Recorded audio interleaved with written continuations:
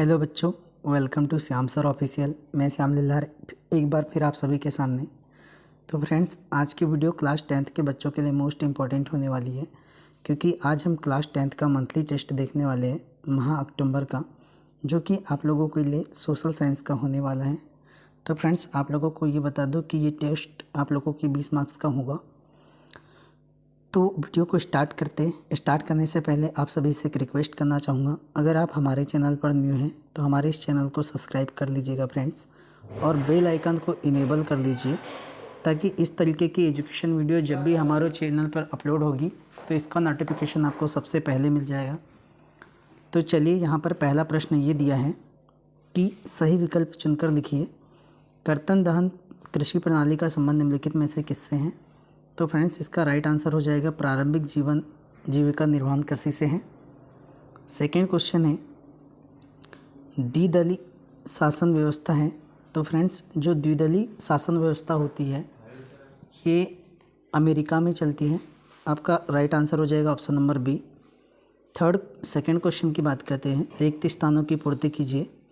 इसमें पहला प्रश्न दिया है कि देश में रबड़ का सबसे बड़ा उत्पादक राज्य क्या है। तो फ्रेंड्स, हमारे देश में रबर का सबसे बड़ा उत्पादक का जो राज्य है ये केरल है। आपको राइट आंसर लगाना है केरल।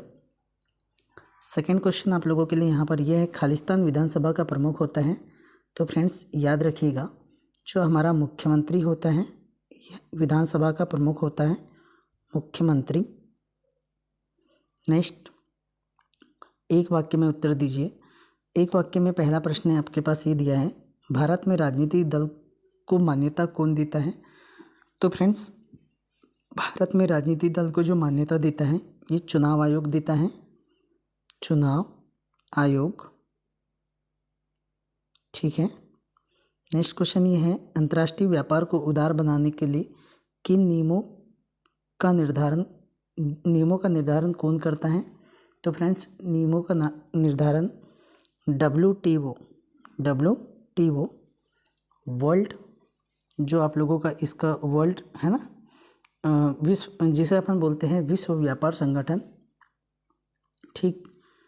भारत की प्रमुख खाद्यान्न फसल का नाम, तो आपको पता होना चाहिए फ्रेंड्स, चावल भारत की प्रमुख खाद्यान्न फसल है, चावल। फोर्थ क्वेश्चन नंबर है, अति लघुत्तरीय प्रश्न, भारत में आत्मनिर्भर कृषि की कोई मुख्य दो विशेषता लिखना है, और बहुराष्ट्रीय कंपनी किसे कहते हैं इसके भी बारे में बताना है। लघुत्तरीय प्रश्न में आप लोगों के लिए 3-3 अंक के प्रश्न दिए गए हैं, 3 प्रश्नों को ही बनाना है। राजनीतिक दल के प्रमुख 3 कार्यों का वर्णन कीजिए, और राष्ट्रीय स्तर पर पार्टी किस प्रकार बनती स्पष्ट कीजिए, और वैश्वीकरण की 3 प्रमुख विशेषता लिखिए, और किसानों के लाभ के लिए भारत सरकार ने कौन कौन सी योजना प्रारंभ की ये बताना है।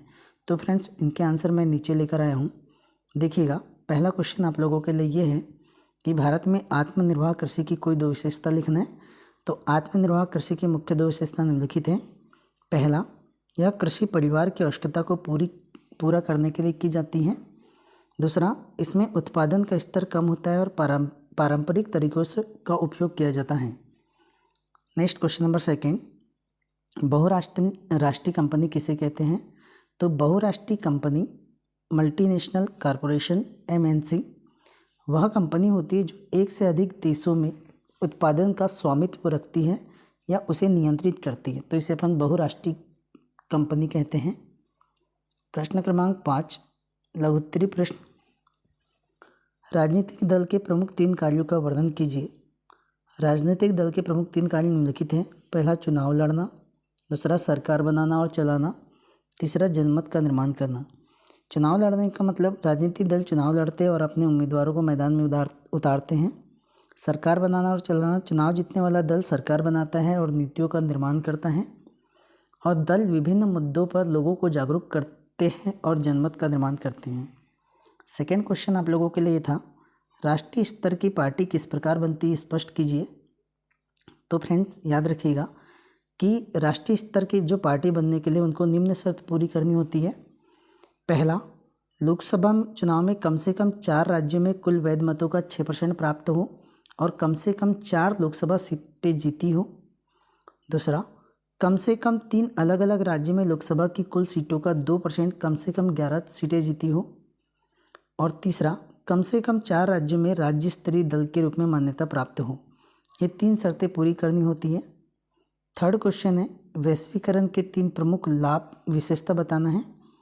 तो वैश्वीकरण की 3 प्रमुख विशेषता ये होती है फ्रेंड्स, व्यापार में वृद्धि, वस्तु और सेवाओं के अंतर्राष्ट्रीय व्यापार में वृद्धि होती है, एक देश से दूसरे देश में निवेश और पूंजी का मुक्त प्रभाव होता है, और तकनीकी प्रगति, सूचना और प्रौद्योगिकी के आदान प्रदान से तकनीकी प्रगति होती है। अथवा देखिएगा, किसानों के लाभ के लिए भारत सरकार ने कौन कौन सी योजना प्रारंभ की गई है। तो फ्रेंड्स आप लोग भी इन योजनाओं से थोड़े बहुत परिचित होंगे कि प्रधानमंत्री फसल बीमा योजना प्राकृतिक आपदाओं में फसल को होने वाले नुकसान की भरपाई के लिए की जाती है। प्रधानमंत्री किसान सम्मान निधि, किसानों को आर्थिक सहायता प्रदान की जाती है, 2-2 हज़ार रुपये की राशि 3-3 महीने में दी जाती है। ठीक है। किसान क्रेडिट कार्ड, केसीसी योजना, जिसमें किसानों को कम ब्याज पर ऋण उपलब्ध कराना होता है।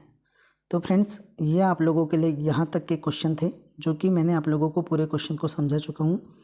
और ये आप लोगों का जो प्रश्न पत्र है, ये मंथली टेस्ट अक्टूबर 2025 का है। तो फ्रेंड्स इसी तरीके से आप लोगों को और भी किस सब्जेक्ट के मंथली टेस्ट चाहिए, जल्दी से कमेंट करके बताइएगा। हम उस सब्जेक्ट पर सबसे पहले आप लोगों को वीडियो प्रोवाइड करेंगे। और मैंने आज लास्ट में हिंदी का पेपर अपलोड कर दिया गया है, तो आप हिंदी का भी मंथली टेस्ट देख सकते हैं। चलिए फ्रेंड्स, अगर आप लोगों को वीडियो अच्छी लगती है फ्रेंड्स, तो आप अपने दोस्तों में शेयर कीजिए। ज़्यादा से ज़्यादा कमेंट करके बताइए कि आपको वीडियो कैसी लग रही है। मिलते हैं अपन नेक्स्ट वीडियो में। तब तक के लिए जय हिंद, जय भारत, बेस्ट ऑफ लक।